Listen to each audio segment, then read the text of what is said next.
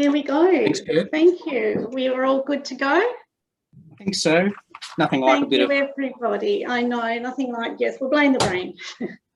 I'm sorry, and thank you for your patience, and welcome everyone to the CIPS webinar on the topic of New South Wales procurement and funding agreements, a practical legal perspective presented by Gregory Ross. I'm Jo Bailey and the chair of CIPS New South Wales branch.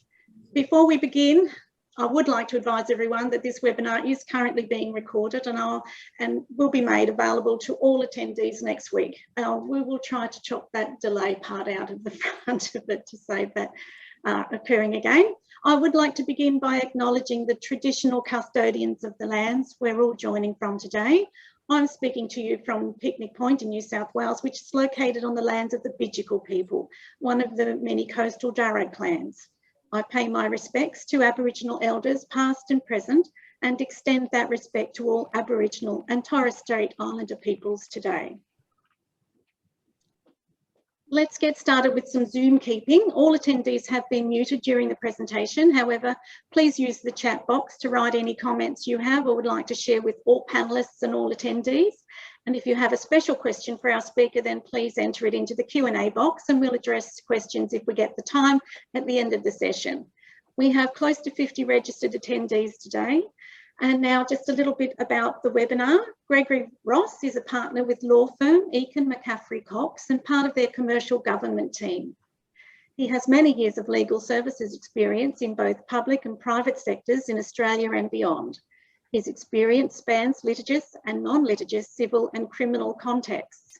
He is an accredited specialist in government and administrative law and was the New South Wales Law Society's head assessor for that field in 2015 to 19. Since 1988, he has practiced in the areas of administrative law, government contracting and procurement and probity matters, including legislative reform and structuring procurement projects to achieve the best value for money for clients. For a couple of years, he was a member of New South Wales ICAC's Organisation Review Committee, which oversighted inquiries by ICAC staff. Greg has been a valued member of the New South Wales CIPS Committee since 2014. And in today's webinar, Greg will discuss the blurred line between procurement and funding arrangements, including implications of the provisions of the New South Wales Procurement Direction 2019. Over to you, Greg. Thanks, Jo. Initially, when I created this topic to speak about, I was a bit concerned that it might be a little niche for many people in the broader procurement world. But as is my custom, when I write a paper to go with a set of presentation slides, I have a friend of mine who's a very senior government lawyer proofread it just to get her views on it. And I did that a day or two ago. And I was intrigued when she came back to me yesterday with a comment to the effect that the paper was really good and relevant, and she actually had that exact issue on her desk at the moment. So at least I know I'm not too far off the mark. But it's also an issue which has been a bit of a live issue for many years. 11 years ago, or 10 years ago, if my arithmetic's right, I gave a conference, the Government Solicitors Conference. I spoke on this issue, and it's about the blurred lines between the two. And it just proves the old adage that plus ça change, plus ça même chose, the more things change, the more they stay the same. And that really remains the case in context of what we're going to talk about today, coupled with some new nuances that came about as a consequence of the Procurement Direction from 2019. Now, these are touching on some of the issues we're going to talk about today, a bit of history, a bit of pork belly, and then performance criteria and accountability. There's also relevant a decision a year or two ago involving RMS and Desane to do with the validity or otherwise of a compulsory purchase acquisition for a proper or not proper purpose. And later on in this presentation, I'll come back to you on how I see that as potentially relevant to the issue of whether people might deliberately or otherwise cast as a funding agreement what is in substance a procurement contract.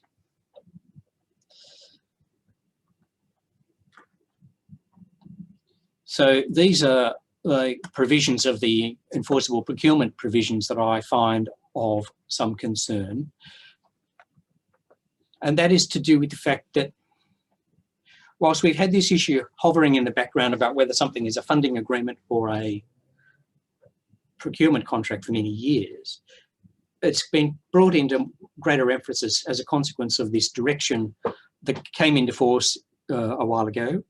It itself hangs off the free trade agreement for the Pacific and the US, which required Australian governments, both state and federal, to introduce provisions to make things fairer for contractors, tenderers, to provide some form of relief or application for relief in the event of perceived failures to comply with proper process by governments in the procurement process. Slightly concerningly, the state of New South Wales and the federal government have dealt with it in different ways. One or two of the other states are dealing with it simply by policy documents. So I'm just going to concentrate on the one where I'm at home most. And we'll see how this legislation reinforces the need for clarity as to what is actually being done by a set of words on a paper that amounts to a procurement agreement. The Procurement Direction actually, in a sense, does little more than what was the case before about open, fairness, transparency. But it does have a number of particular exemptions which I think can and may well cause problems in the longer term. And they are primarily to do with the width of some exemptions for some agencies and the extent to which funding agreements, as defined, are given a blanket exemption. Now, back in 2011, the concern was that what we referred to as Scarlet Pimpernel agreements, which were procurement contracts dressed up as funding agreements. And I've seen, I couldn't tell you how many funding agreements in the last 20 years, from everything from preschools to Olympic stadiums, the full gamut of things. And the question is, in light of both the ongoing issue from the past, reinforced by this problem under the new procurement direction, how big the problem is and what people can or can't do to deal with it. Now, this is the current wording of the New South Wales exemption of, and as you can see, it's pretty wide-worded stuff. And when you think about the 101 things that government procures and funds, that this can be relevant in circumstances where it is not really expected. And the problem I see with it is two. One is I think it could be potentially used unfairly towards tenderers and contractors by, especially if there's a competition for funding of some description, that it gets an automatic exemption where the substance of the contract is not so much funding some philosophical thing, but actually procuring some goods or services. And of course, in this day and age, government really does procure anything and everything under the sun, as more and more is outsourced. And at the same time, from the supplier's point of view, they need to know whether they have a right to query something which appears to be a funding application, which is in substance really a disguised procurement at one end of the scale.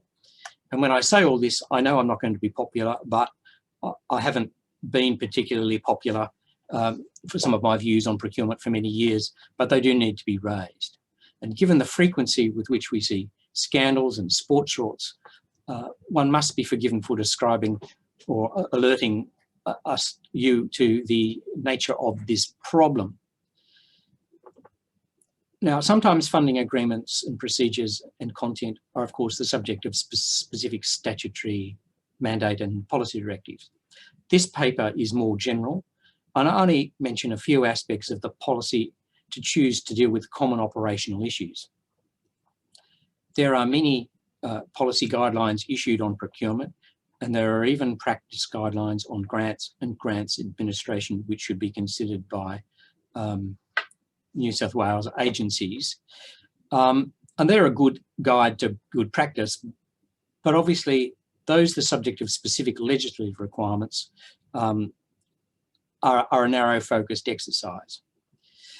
These policies recognise that there is an international trend to outsource and partner with non-government organisations to deliver services previously delivered by government.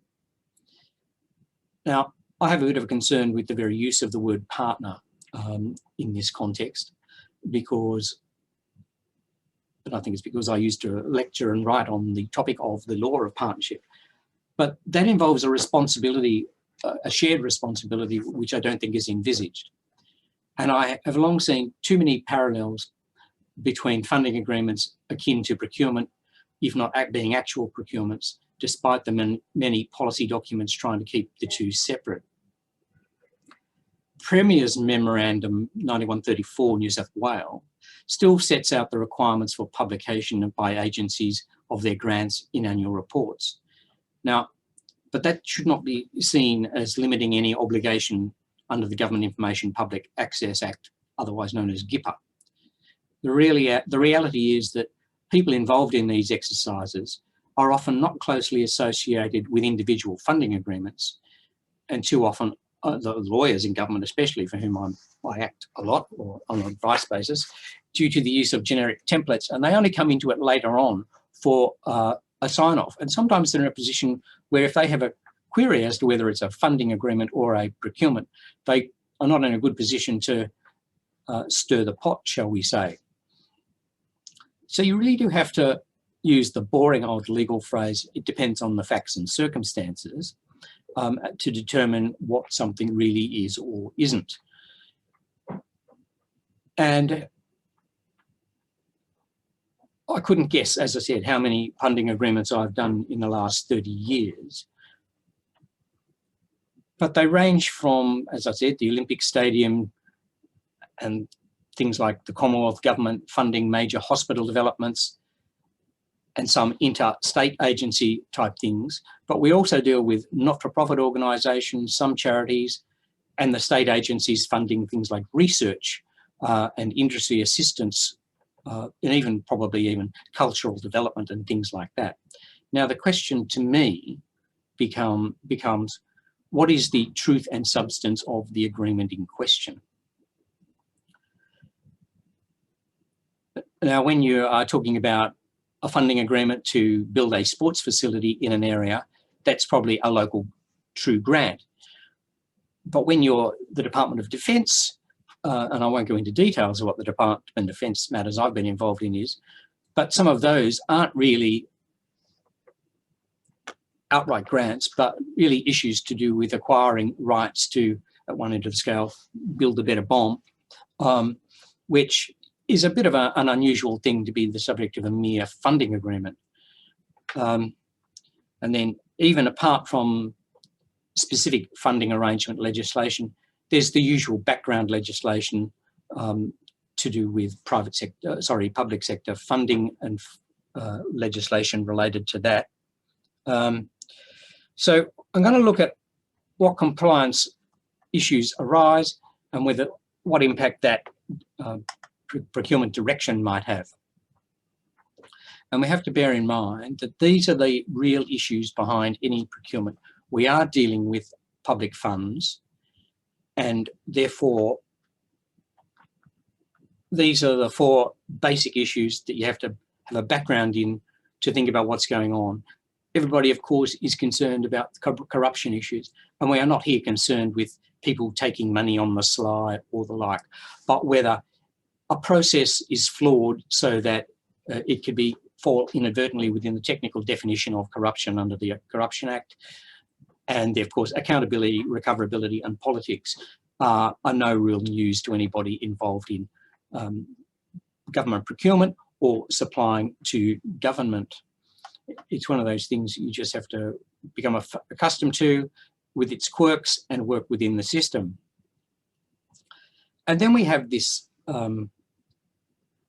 procurement direction that came in, which you won't be surprised to know I'm fairly critical of, because I just don't think it provides to would-be suppliers the protection that it was intended to provide, given the provisions of the Fair Trade Agreement, and more importantly, the extent to which the New South Wales Procurement Direction is so widely worded with its exemptions that I even think it tends to be almost a Clayton's protections for small business agreements.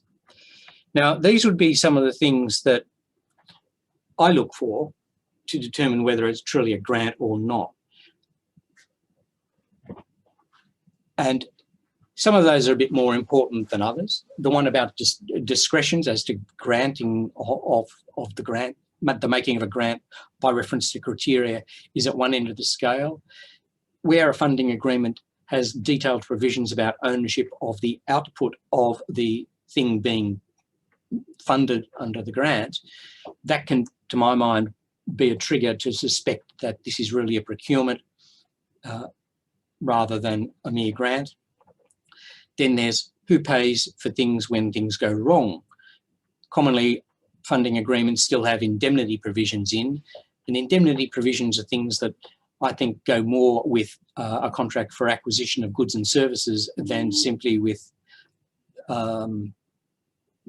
research type funding and the like. Now, one of the things you might want to consider is whether and to what extent and how the particular funding is funded. I have a view that where the funding comes from what I will describe as the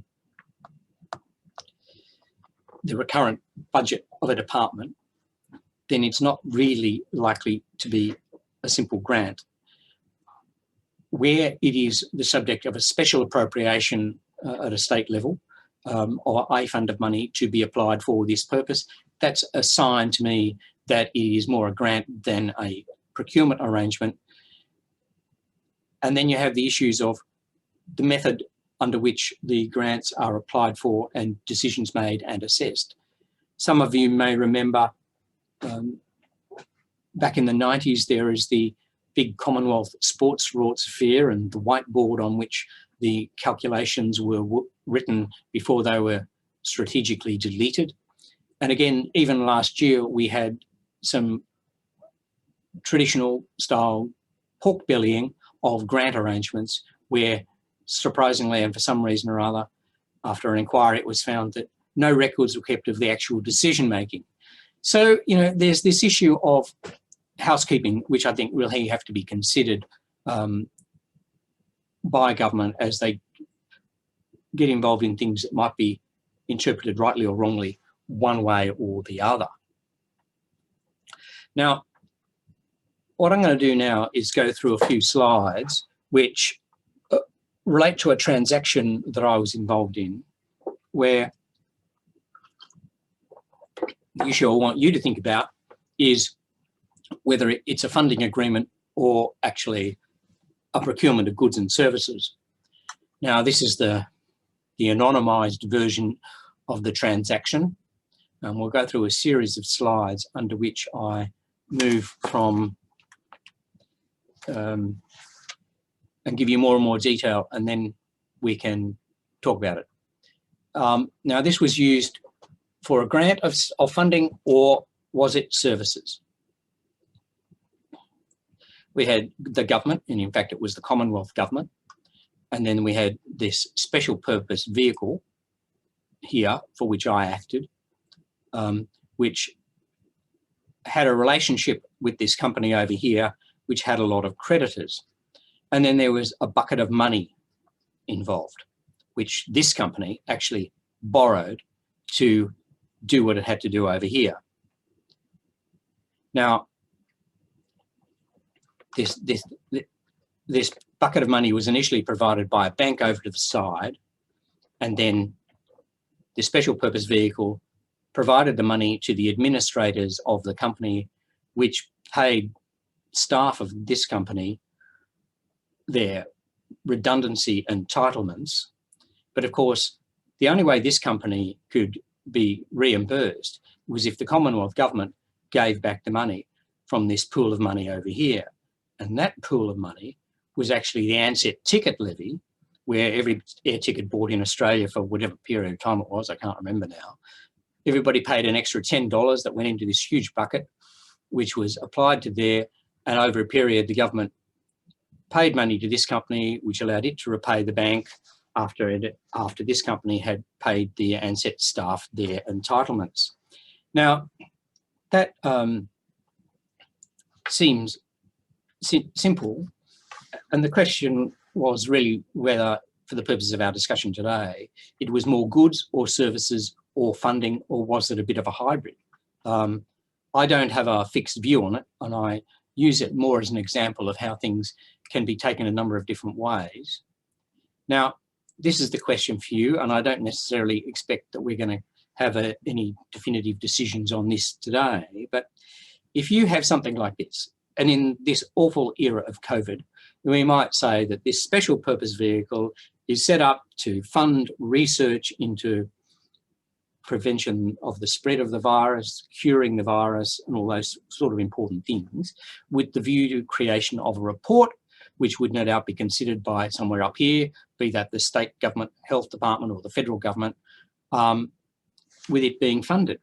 Now, in the context of, and I pick on COVID because it's a current live example for us all, even to the extent this research was going to be made available generally for the betterment of mankind and the curing of the disease or the creation of a better vaccine or the like, that's an issue of public good, and I could well see how that would be seen as a straightforward funding agreement.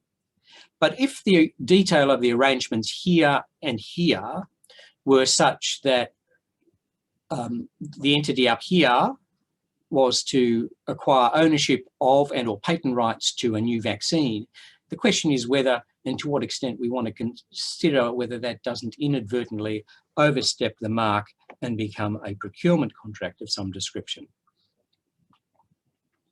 So that's a couple of examples of it. And then this is what I see as relevant to the issue. Things like the complexity of the document, the size of the document, and how funded. I talked a bit earlier about the source of the funding used by the government agency involved, but I actually think the amount of red tape and the extent of detailed provisions is often relevant to whether I decide something is in one box or the other.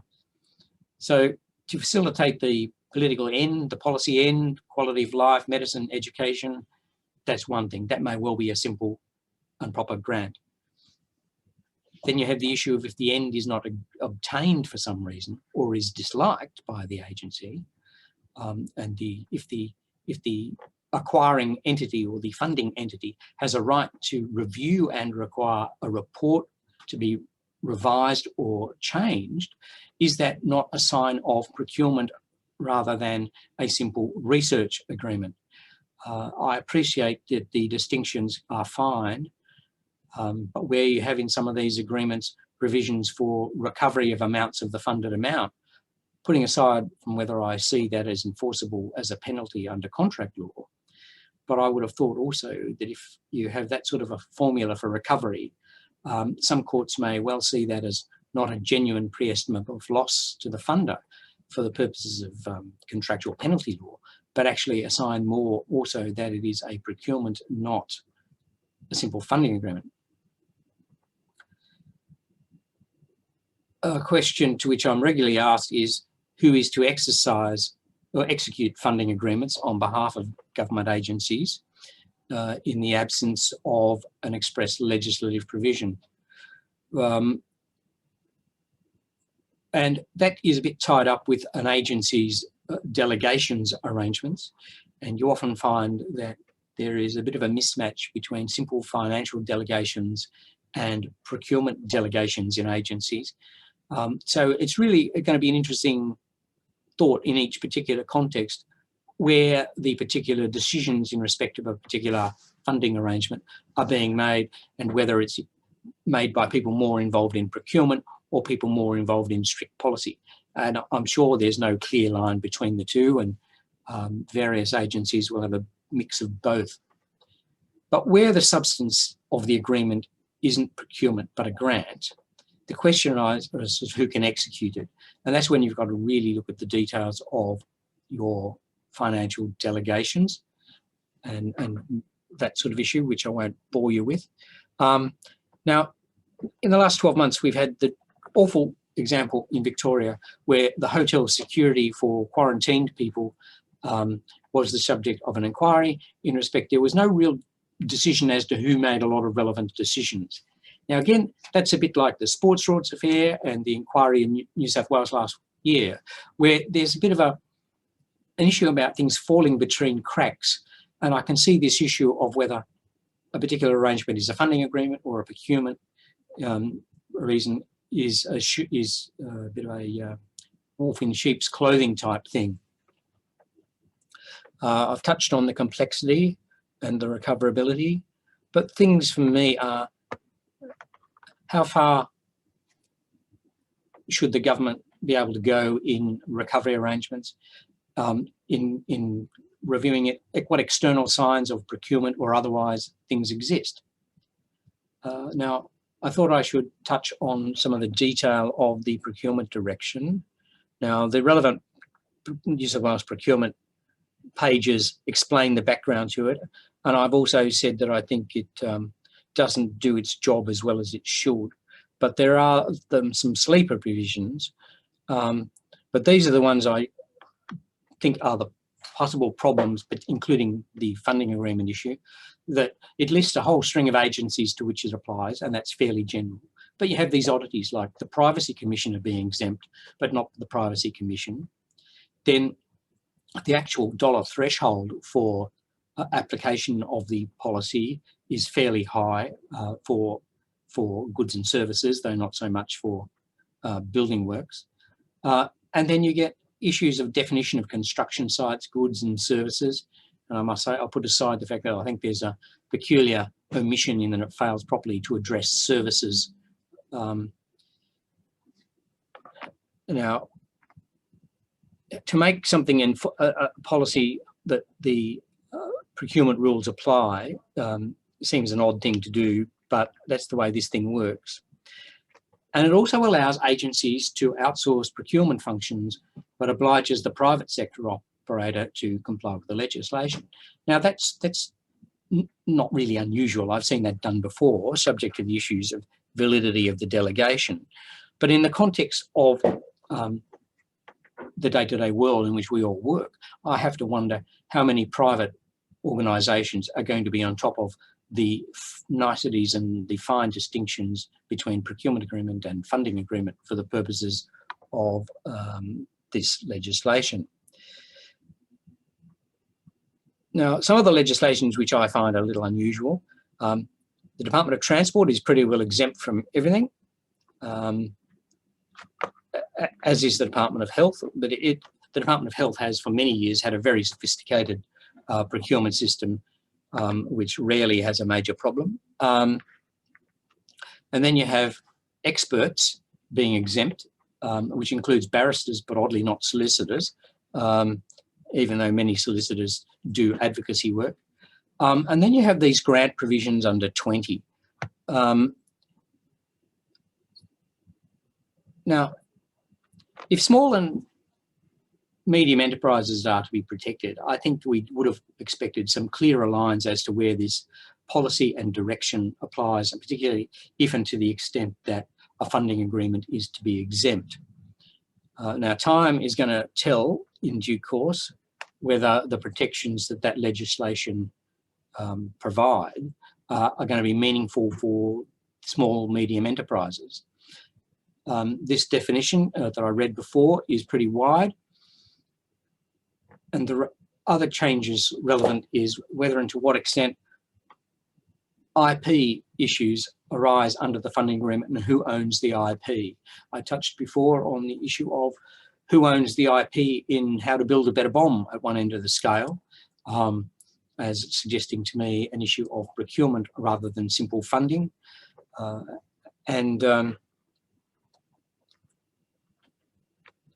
Oddly, in that context, some agencies, perhaps more Commonwealth than state from my observations, seem to have inconsistent IP ownership provisions for no obvious reason.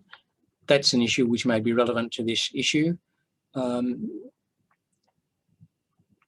touched upon the indemnity issues, but the big issue is who owns what at the end, and who owns things like moral rights. Now, I find it odd that you have a grant agreement that talks in terms of moral rights. Now, they are the provisions under which people have to be acknowledged and not disparaged after they've done a report or a book or whatever they've done, because they are personal and can't be assigned. But where there are comprehensive consent issues in a funding agreement on the topic of moral rights, I think that does tend to bear upon the issue of who is doing what and what the nature of the actual document is. This is relatively new legislation, so we don't know exactly what use is going to be made of it. I don't think it's been the subject of any court proceedings yet, though I'm presently involved in a matter where my client is considering taking on the government for non-compliance with that legislation, so we'll see what happens there. We've talked about the ANZ slides.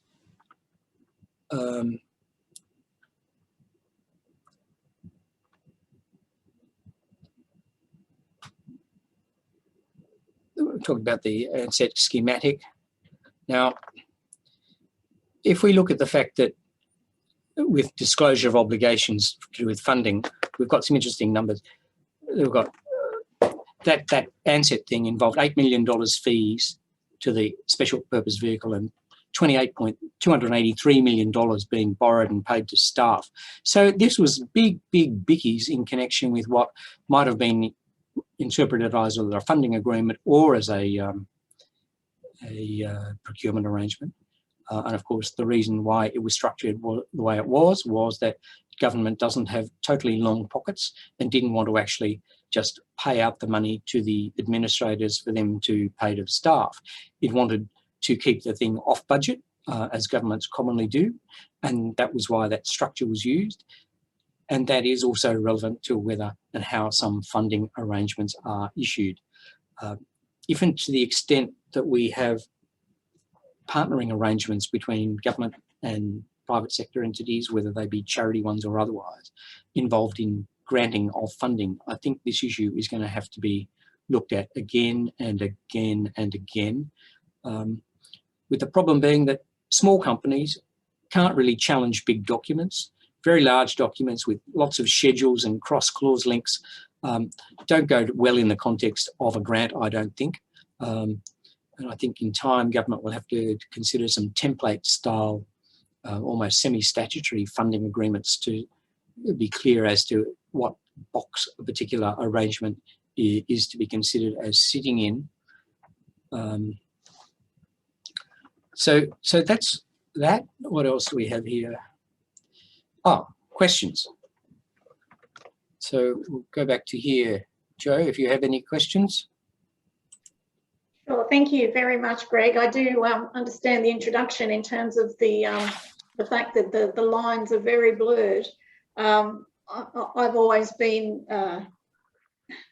of the same opinion that they are very blurred, but I often looked at it from around the contestability side and how they were particularly assessed and ensuring that they were always being looked at in the most transparent manner as well. So I guess that's a whole other area, as is the end result, which you talked a little bit about, you know, in terms of the IP ownership and those sorts of things. But also you would think in terms of accountability for achieving the outcomes, and I think that's also been a little bit loose.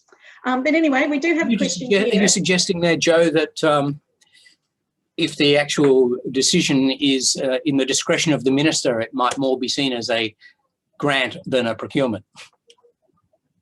Oh, potentially, yes. I think sometimes it's a matter of the decision of the individual that wants to decide whether or not it's a grant or a procurement. I do think that's very blurred. It would be really lovely if it could all be in a very clear box as to, well, that is a procurement and that is a grant. And I don't think there is any clear box, and I do think templates and things would also help as well. But there's a number of different avenues to this that you could be running down. Sree's asked a question which I'm interested in also understanding. How would you classify R&D grants to universities for specific programs that foster innovation? It depends. I've had a couple of those where, again, the issue was, is this one thing or another? And we had one R&D grant to a university some years ago for a particular topic, and it involved the Department of Defence. And it was to do with creating new methods of doing defence type things, without going into any detail. And we had a major fight with the Department of Defence because the, shall we say, high-minded academics involved in the research did not want their ideas to do with innovation to be used and or commercialised by the government. So if, again, you have to scan through the whole document, get the feel for what it's about. If it's a research grant where the funder gets the benefit and right to commercialise the whatever it is, I would have thought that was an example of something that is on the procurement side of funding, as the what do you call those things, as the pendulum swings. Yeah, okay, good, thank you. I suppose, I'm not sure, I think the answer to the next question will very much be, depends on facts and circumstances, as you said as well, but is there anything else you can look for in deciding whether a particular arrangement is a funding agreement or a procurement? Well, I think I'd look at if there are any policy documents to the particular grant project. I'd look at that to sort of get a feel for that. As I mentioned earlier, the actual complexity of both the application and contestability exercise and the terms, complexity of terms of the actual funding agreement. Issues about who owns the product produced and whether they have a right to amend it. Also, whether do the papers, but it boils down to whether the papers involved fall one side of a rather imprecise line or the other. And I don't deny for a fact that it's a pretty unclear line. But one of the particular things I think is the nature of the selection criteria put to the market. If the nature of the selection criteria and performance criteria look more like a procurement, then I would think it was a procurement. If they are more to do with esoteric research and the like, I would think it was more a funding agreement. Okay. I think that's interesting because, you know, there could be opportunity to improve the contestability and the evaluation, selection and performance process for where funds are being allocated as grants. If it were perhaps managed in a way that was a little bit more along the lines of how procurements are managed. But you're saying that if that happens, that would look much more like a procurement and therefore not so much a funding agreement. I think it's a muddy area. And I was thinking yesterday that sometimes I think selection issues for a grant should almost adopt something akin to a pre-qualification matrix, like is done for becoming entitled to be a supplier under a funding agreement. I mean, I don't see anything philosophically different with, I don't see anything philosophically wrong with eligibility for a grant being dependent upon you satisfying criteria X, Y, and Z.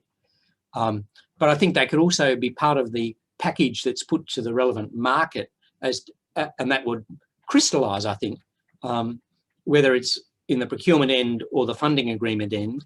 And they can even label it. The public service used to love having rubber stamps on things. And if it was always stamped, you know, funding agreement, that would be one thing. Courts always have a right to go behind it. And that gets back to another issue I forgot really to mention earlier on, that when a prospective supplier is looking at one of these funding applications and they have any questions about it, they should perhaps give some thought to whether they should ask some questions early on, so that whoever the funder is can put to everybody on an even keel, whether it's more a procurement or a funding agreement. Because I'm sure some agencies would from time to time not appreciate the question, and they would blithely go along in good faith without having thought through the issue. So is there a good time for a respondent to be raising that sort of query? I would think as soon as the thing went to market, as soon as people get hold of the papers, perhaps even depending on what it is and how it's put to the market. Sometimes there's the initial press release and then the actual documents appear weeks or months later. But it might be in that period that you can ask questions by way of clarification. God forbid, people could lodge GIPA applications as to whether they intend it to be a funding agreement or a procurement, which raises interesting quirks from my sense of humour of flicking off to the NCAT to have a decision on whether something's one thing or another, but I don't really want to go there. No. Okay, what about Sri's next question is, for grants, is there still an obligation to show value for money? Very often the benefits are difficult to quantify. I'm interested in this as well, and that sort of goes along the lines of what I was suggesting before in terms of accountability for the outcomes and things like that. But is value for money an obligation? Well, it can be, but it gets very difficult to measure in the context of grant things. I mean, if you think about it, if you were doing research into avoidance of the spread of the COVID vaccine, if you had a researcher appointed to do that, and the best answer was people should wash their hands, how much did the research cost? There's this problem of determining the value for money. So again, I'm sorry to say I don't think there's a clear answer, but sorry, Shri. But yeah, I love the question, but I don't have a clear answer because there isn't one. Yeah, okay, thank you. Look, on that note, and thank you, Bernie, for your comment on this, in terms of how valuable and useful you find this, appreciate it. I think we're best to move towards wrap up. And is there anything else you'd like to raise or comment on before we close, Greg?